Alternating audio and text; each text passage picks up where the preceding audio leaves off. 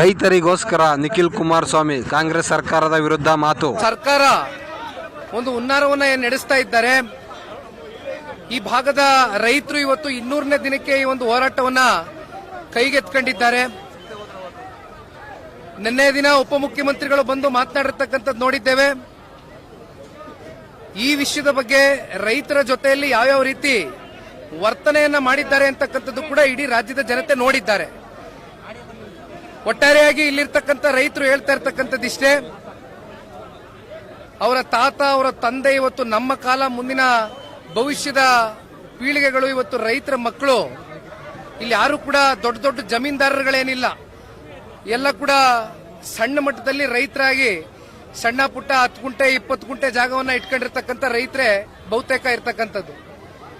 ಇಲ್ಲಿ ನಮ್ಮೆಲ್ಲರಿಗೂ ತಿಳಿದ ಮಟ್ಟಕ್ಕೆ ಒಂದ್ ಕಡೆ ತೋಟಗಾರಿಕೆ ನಡೀತಕ್ಕಂಥದ್ದು ಇರಬಹುದು, ಜೊತೆಯಲ್ಲಿ ಹಾಲು ಉತ್ಪಾದನೆ ಇವತ್ತು ಸರಬರಾಜು ಕೆಎಂಎಫ್ಗೆ 6 ಲಕ್ಷ ಲೀಟರ್ ಅಷ್ಟು ಪ್ರತಿ ತಿಂಗಳು ಇವತ್ತು ಈ ಭಾಗದಿಂದ ಇವತ್ತು ರೈತರು ಇದನ್ನ ಉತ್ಪಾದನೆಯನ್ನ ಮಾಡಿ ಅವರ ಜೀವನೋಪಾಯವನ್ನು ಕಟ್ಕೊಂಡಿದ್ದಾರೆ. ಈ ರೀತಿ ನೀವು ತೆಂಗು ತಗೊಳ್ಳಿ, ಮಾವು ತಗೊಳ್ಳಿ, ಗಿಡಗಳು ಲಕ್ಷಾಂತರ ಗಿಡಗಳಿದೆ. ಇವೆಲ್ಲವನ್ನ ಇವತ್ತು ರೈತರಿಂದ ಕಸ್ಕೊಳ್ತಕ್ಕಂಥ ಒಂದು ಪ್ರಯತ್ನ ಈ ರಾಜ್ಯ ಸರ್ಕಾರ ಜಿಬಿಐಟಿ ಹೆಸರಲ್ಲಿ ಏನು ಮಾಡ್ತಾ ಇದೆ. ಇದರಲ್ಲಿ ಒಂದು ಬಹಳ ಸ್ಪಷ್ಟವಾಗಿ ಅರ್ಥ ಮಾಡ್ಕೋಬೇಕಾಗಿರ್ತಕ್ಕಂಥದ್ದು, ಈ ಹಿಂದೆ ಕುಮಾರಣ್ಣನ ಬಗ್ಗೆನೂ ಕೂಡ ಬಹಳ ಆಪಾದನೆಯನ್ನ ಇತ್ತೀಚಿನ ದಿನಗಳಲ್ಲಿ ಮಾಡ್ಕೊಂಡು ಹೊರಟಿದ್ದಾರೆ. ಇದರ ಬ್ರೇನ್ ಚೈಲ್ಡ್ ಕುಮಾರಸ್ವಾಮಿ ಅವರು ಇದನ್ನ ನಾವು ಮುಂದುವರಿಸ್ತಾ ಇದ್ದೇವೆ ಅಂತಕ್ಕಂಥದ್ದು. ಆದ್ರೆ ಕುಮಾರಣ್ಣ ಅವರು ಎಂದೂ ಕೂಡ ರೈತರ ವಿಚಾರದಲ್ಲಿ ಈ ರೀತಿ ಮಾತನಾಡಿಲ್ಲ ಸಾರ್ವಜನಿಕವಾಗಿ. ಬದಲಾಗಿ ಅವರು ಮುಖ್ಯಮಂತ್ರಿಗಳಾಗಿದ್ದಾಗ ಕೃಷ್ಣ ಕಚೇರಿಯಲ್ಲಿ 2 ರಿಂದ 4 ಸಭೆಗಳು ನಿರಂತರವಾಗಿ ಈ ಭಾಗದಲ್ಲಿ ಇರ್ತಕ್ಕಂಥ ರೈತ ಹೆಣ್ಣು ಮಕ್ಕಳು ಸೇರಿದಂತೆ ಮಕ್ಕಳು ಇಡೀ ಕುಟುಂಬಸ್ಥರ ಜೊತೆಯಲ್ಲಿ ಕೂತ್ಕೊಂಡು ಒಂದು ಮುಖ್ಯಮಂತ್ರಿಗಳಾಗಿ ಕೂತ್ಕೊಂಡು ಚರ್ಚೆ ಮಾಡಿ ಇದರ ಸಾಧಕ ಬಾಧಕಗಳೇನು, ಇದರಲ್ಲಿ ಮುಂದಿನ ದಿನಗಳಲ್ಲಿ ಯೋಜನೆ ಆಗ್ತಕ್ಕಂಥ ನಿಟ್ಟಿನಲ್ಲಿ ಕೇವಲ ಬಿಡದಿ ಒಂದೇ ಇರಲಿಲ್ಲ, ಸೋಲೂರ್ ಇತ್ತು, ಸಾತ್ನೂರ್ ಇತ್ತು, ನಂದಗುಡಿ ಇತ್ತು, ಅದರಲ್ಲಿ ಬಿಡದಿನೂ ಕೂಡ ಸೇರಿತ್ತು. ಬಿಡದಿನ ಒಂದು ಪೈಲಟ್ ಪ್ರಾಜೆಕ್ಟ್ ಆಗಿ ಮಾಡಬೇಕು, ಇಲ್ಲಿಂದ ಏನಾದ್ರೂ ನಮ್ಮ ರೈತರನ್ನ ಆರ್ಥಿಕವಾಗಿ ಸಬಲರಾಗಿ ಮಾಡಬೇಕು ಅಂತಕ್ಕಂಥ ಆಲೋಚನೆ ಅವರಲ್ಲಿದ್ದಂಥದ್ದು.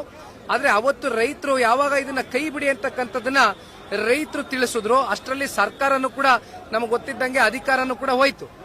ಆ ಸಂದರ್ಭದಲ್ಲಿ ಇವೆಲ್ಲವೂ ಕೂಡ ಸೈಲೆಂಟ್ ಆಗಿತ್ತು. ಆದ್ರೆ ಈಗ ಮತ್ತೆ ಹೊಸದಾಗಿ ಇವತ್ತು 9,000 ಎಕರೆ ಜಮೀನನ್ನ ಈ ಭಾಗದಲ್ಲಿ ಇವತ್ತು ಅಕ್ವಿಸಿಷನ್ ಮಾಡತಕ್ಕಂಥ ಪ್ರಾಸೆಸ್ಗೆ ಈಗಾಗಲೇ ಕೈಯನ್ನ ಹಾಕಿದ್ದಾರೆ. ಪ್ರತಿನಿತ್ಯ ನಾವು ನೋಡ್ತಾ ಇದ್ದೇವೆ. ಇಲ್ಲಿ ಮಂಜಣ್ಣ ಅವರು ನನ್ನ ಜೊತೆಲಿದ್ದಾರೆ. ಪ್ರತಿನಿತ್ಯ ವಿಡಿಯೋಗಳು ಇವತ್ತು ವಾಟ್ಸ್ಆಪ್ ಮೂಲಕ ಹರಿದು ಬರ್ತಾ ಇದೆ. ಇವತ್ತೇನು ಹಳ್ಳಿಗಳಿಗೆ ಹೋಗ್ತಕ್ಕಂಥದ್ದು, ಇಲ್ಲಿರ್ತಕ್ಕಂಥ ಅಧಿಕಾರಿಗಳು, ಜಿಬಿಡಿ ಅಧಿಕಾರಿಗಳು ತಗೊಳ್ಳಿ, ಪೊಲೀಸ್ ಅಧಿಕಾರಿಗಳು ತಗೊಳ್ಳಿ, ಇವರೆಲ್ಲರೂ ಕೂಡ ಇವತ್ತು ಏನು ಜಾಯಿಂಟ್ ಸರ್ವೆಗಳು ಪ್ರಕ್ರಿಯೆ ಮಾಡಬೇಕು ಅಂತಕ್ಕಂಥದ್ದು ಇವತ್ತು ರೈತರ ಕನ್ಸೆಂಟ್ ಇಲ್ದಿರ ಇವತ್ತು ಮಾಡ್ಲಿಕ್ಕೆ ಹೊರಟಿದ್ದಾರೆ. ರೈತರುಗಳು ಆಕ್ಷೇಪಣೆ ವ್ಯಕ್ತಪಡಿಸಿದಂತ ಸಂದರ್ಭದಲ್ಲಿ ರೈತರ ಮೇಲೆ ಇವತ್ತು ಒಂದ್ ಕಡೆ ಅದನ್ನ ಯಾವ ರೀತಿ ಕಿತ್ಕೋಬಹುದು ನಯಾನೋಜಕಿನ್ ಮಾತಾಡೋದು, ಕೊನೆಗೆ ಅವರು ನಾವು ಕೊಡಕ್ ಆಗದೇ ಇಲ್ಲ, ನಾವು ಪ್ರಾಣ ಬಿಟ್ಟರು ಸರಿ, ನಮ್ ಜಾಗ ನಾವು ಕೊಡ್ಲಿಕ್ಕೆ ಸಿದ್ಧ ಇಲ್ಲ ಅಂದಾಗ ಅವರನ್ನ ಮತ್ತಿನ್ಯಾವ ರೀತಿ ಬೆದರಿಕೆ ಹಾಕಿ ಇವತ್ತು ಈ ಜಾಗವನ್ನ ಕಸ್ಕೊಳ್ಬಹುದು ಅಂತಕ್ಕಂಥದ್ರ ಬಗ್ಗೆ ಇವತ್ತು ಈ ರಾಜ್ಯದ ಗೌರವಾನ್ವಿತ ಉಪಮುಖ್ಯಮಂತ್ರಿಗಳು ಅವರ ಈ ಪಾಪ ಅದೆಂತದೋ AICT ನಿರ್ಮಾಣ ಅಂತಾರಲ್ಲ ಸ್ವಾಮಿ, ಇಲ್ಲಿ KIDB 910 ಎಕರೆ ಅಕ್ವಿಸಿಷನ್ ಆಗಿದೆ. ಆರೋಹಳ್ಳಿ, ಕೆಂಚಗನಹಳ್ಳಿ ಕಾವಲ್ನಲ್ಲಿ ಎಷ್ಟು 910 ಎಕರೆ. ಅದೇನೋ AICT 2000 ಎಕರೆಲ್ಲಿ ಮಾಡ್ತೀನಿ ಅಂತ ಇದಾರಲ್ಲ, ಮಾಡಿ ತೋರಿಸ್ರಿ. ಅಲ್ಲಿ ಅಕ್ವಿಸಿಷನ್ ಯಾವ ಪುರುಷಾರ್ಥಕ್ಕೆ ಮಾಡಿದಿರಿ? KIDB ಅಕ್ವಿಸಿಷನ್ ತೋರಿಸ್ರಿ, ಜನಕ್ಕೆ ವಿಶ್ವಾಸ ಮೂಡಿಸ್ರಿ. 3 ವರ್ಷದಲ್ಲಿ ನೀವು ಪ್ರಾಜೆಕ್ಟ್ ಕಂಪ್ಲೀಟ್ ಮಾಡಕ್ ಆಗ್ತದ ಸ್ವಾಮಿ? 20,000 ಕೋಟಿ ಇವತ್ತು ಹೇಳ್ತಾ ಇದೀರಿ. 20,000 ಕೋಟಿ ಈ ಪ್ರಾಜೆಕ್ಟ್ ನ ಬೆಲೆ. ಕುಮಾರಣ್ಣ ಅವ್ರು ಏನ್ ನಿಗದಿಪಡಿಸಿದ್ರು? ಅವತ್ತಿಗೆ 60,000 ಕೋಟಿ ನಿಗದಿಪಡಿಸಿದ್ರು ಕಣ್ರಿ ಪ್ರಾಜೆಕ್ಟ್ ನ ಬೆಲೆ. ಇವತ್ತು ನೀವು 3 ರಿಂದ 4 ಲಕ್ಷ ಕೋಟಿ ಪ್ರಾಜೆಕ್ಟ್ ಬೆಲೆ ಆಗಬೇಕಾಗಿತ್ತು. ಇವತ್ತು ಎಷ್ಟು ಕೊಡಬೇಕಾಗಿತ್ತು ನೀವು ರೈತರಿಗೆ ಕಾಂಪನ್ಸೇಷನ್? ಅವತ್ತು ಕುಮಾರಣ್ಣ ಅವ್ರು ಎಕರೆಗೆ 30 ಲಕ್ಷ ಕೊಡ್ತೀನಿ ಎಂದಿದ್ರು, ಆನ್ಯುಟಿ ಕೊಡ್ತೀನಿ ಎಂದಿದ್ರು ಪ್ರತಿ ವರ್ಷ. ನೀವೇನ್ ಹೇಳ್ತಾ ಇದ್ದೀರಿ ಈಗ? ಅದು ಬಾಯಿ ಮಾತಲ್ಲಿ 1.25 ಕೋಟಿನೋ 1.5 ಕೋಟಿನೋ ಕೊಡ್ತೀನಿ ಅಂತ ಹೇಳ್ತೀರಿ. ನಿಮ್ಮ ಹತ್ರ ಕೊಡಕ್ ದುಡ್ಡಿದ್ಯಾ? ಇನ್ನ ಅದೆಂತದೋ ಮಾತೆತ್ತಿದ್ರೆ ಇಲ್ಲೇನೋ BMRDA ಇಂದ ಸಾಲ ತಗತೀವಿ 2,950 ಕೋಟಿ, ಇನ್ನ ಬಾಹ್ಯ ಸಾಲ ಅಂತ ಹೇಳ್ಕೊಂಡಿದ್ದೀರಿ. ಎಲ್ಲಿಂದ ತಗೋಬರ್ತೀರಿ ಇನ್ನೊಂದು 17,000 ಕೋಟಿನ? 3 ವರ್ಷದಲ್ಲಿ ಪ್ರಾಜೆಕ್ಟ್ ಕಂಪ್ಲೀಟ್ ಮಾಡಕ್ ಆಗ್ತದ ಉಪಮುಖ್ಯಮಂತ್ರಿಗಳು?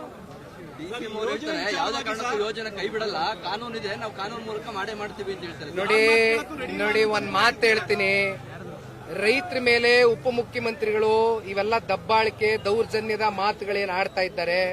ಇವತ್ತೇನಾದ್ರೂ ಅವ್ರ ಸ್ಥಾನದಲ್ಲಿ ಪಾಪ ಉಪಮುಖ್ಯಮಂತ್ರಿಗಳಾಗಿದ್ದ ಕೂತಿದ್ದಾರೆ ಅಂದ್ರೆ ಜಿಲ್ಲೆಯ ಜನತೆ ಅವರಿಗೆ ರಾಜಕೀಯವಾಗಿ ಆಶೀರ್ವಾದ ಮಾಡಿರೋದ್ರಿಂದ ಕೂತಿದ್ದಾರೆ. ಅವ್ರು ಇವತ್ತು ತೊಡೆ ತಟ್ಟು ಮಾತಾಡ್ತಾ ಇರಬಹುದು, ನಾಳೆ ಅವ್ರ ತೊಡೆನ ಮುರಿತಕ್ಕಂಥ ಶಕ್ತಿನೂ ಸಾಮರ್ಥ್ಯನೂ ಇವತ್ತು ರೈತರಿಗಿದೆ. ಅದು ಮುಂದಿನ ದಿನಗಳಲ್ಲಿ ನಾವು ಹೋರಾಟ ಇಲ್ಲಿಗೆ ಕೈ ಬಿಡ್ತಕ್ಕಂಥದ್ದಲ್ಲ. ಇದು ಪಕ್ಷಾತೀತವಾದಂತ ಇಲ್ಲಿ ಯಾವುದೇ ರಾಜಕೀಯ ಬೆರೆಸ್ತಕ್ಕಂಥ ಪ್ರಶ್ನೆ ಇಲ್ಲ ಅಂತ ನಾನು ಪ್ರಾರಂಭಿಕವಾಗಿ ಮಾತನಾಡಬೇಕಾದ್ರೆ ಹೇಳಿದ್ದೇನೆ. ಮತ್ತೆ ಹೇಳ್ತಾ ಇದ್ದೇನೆ, ಸಮಯ ಬಂದು ಅಂತ ಏನಾದರೂ ಸಂದಿಗ್ಧ ಪರಿಸ್ಥಿತಿಯನ್ನ ನಮ್ಮ ಈ ಸರ್ಕಾರ ನಮ್ಮ ರೈತರಿಗೆ ದೂಡಿದ್ರೆ ನಾವು ಇಲ್ಲಿಂದ ಸೀದಾ ಒಂದು ರೈತ ನಿಯೋಗ, ಈ 3,500 ರೈತ ಕುಟುಂಬಗಳು ಇವತ್ತು 15,000 ಜನ ಜನಸಂಖ್ಯೆ ಇವತ್ತು ವಾಸ ಏನಿದ್ದಾರೆ ಎಲ್ಲರ ಸಮೇತವಾಗಿ ಇವತ್ತು ವಿಧಾನಸೌಧವನ್ನ ಲಗ್ಗೆ ಮಾಡ್ತಕ್ಕಂಥದ್ದಷ್ಟೇ ಅಲ್ಲ, ಮಾನ್ಯ ಮುಖ್ಯಮಂತ್ರಿಗಳನ್ನ ಭೇಟಿ ಮಾಡಿ ಈ ಪ್ರಾಜೆಕ್ಟ್ ನ ಕೈ ಬಿಡಿಸ್ತಕ್ಕಂಥದಕ್ಕೆ ರೈತರ ಜೊತೆ ನಾವು ನಿಲ್ತೇವೆ. ಏನ್ ತಪ್ಪು ಮಾಡಿದ್ರಪ್ಪ ಅವರು? ಹೌದು, ಅಲ್ಲ ಒಂದ್ ಸೆಕೆಂಡ್, ಪೆನ್ನು ಪೇಪರ್ ಕೊಟ್ಟವ್ರಲ್ಲ, ಆ ಪೆನ್ನು ಪೇಪರ್ ಅಲ್ಲಿ ಇವತ್ತು ಅದೇನ್ ತಿದ್ದಬೇಕು ತಿದ್ದಪ್ಪ. ಯಾರು ತಪ್ಪು ಮಾಡಿದ್ರು, ಯಾರು ನಿನ್ನೇನ್ ಸರಿಪಡಿಸೋದಕ್ಕೆ ನಿನ್ ಪೇಪರ್ ಕೇಳಿದ್ದಲ್ಲಪ್ಪ, ಪೆನ್ನು ಕೊಟ್ಟವ್ರಲ್ಲ. ಮಾಡ್ಲಿ, ನಮ್ ಶಿವಕುಮಾರಣ್ಣ ಸ್ವಾಗತ ಮಾಡ್ತೀವಿ, ತಗೊಂಡು ಹೋಗ್ತೀವಣ್ಣ. ರೈತರು ಕಾಪಾಡೋದಷ್ಟೇ, ರೈತರ ಹಿತಾಸಕ್ತಿ ನಮ್ಮ ದೃಷ್ಟಿ ಅಷ್ಟೇ. ಬಿಡದಿಯಲ್ಲಿ ನಡೆಯುತ್ತಿರುವ ರೈತರ ಹೋರಾಟದ ಜೊತೆ ನಿಖಿಲ್ ಕುಮಾರಸ್ವಾಮಿ. ರೈತರಿಗೋಸ್ಕರ ಜಯ ಬೇಕೆಂದು ನಿಖಿಲ್ ಕುಮಾರಸ್ವಾಮಿ ಅವರ ಮಾತು, ಸರ್ಕಾರದ ವಿರುದ್ಧ ಮಾತು. ಇದೇ ರೀತಿ ವಿಡಿಯೋಗಾಗಿ ನೋಡ್ತಾ ಇರಿ, ಲೈಕ್ ಮಾಡಿ, ಶೇರ್ ಮಾಡಿ. ನಮ್ಮ ಎಲ್ಲ ನ್ಯೂಸ್ ಚಾನಲ್, ಅಭ್ಯುದಯ ನ್ಯೂಸ್ ಚಾನಲ್ ವೀಕ್ಷಕರಿಗೂ ಧನ್ಯವಾದ.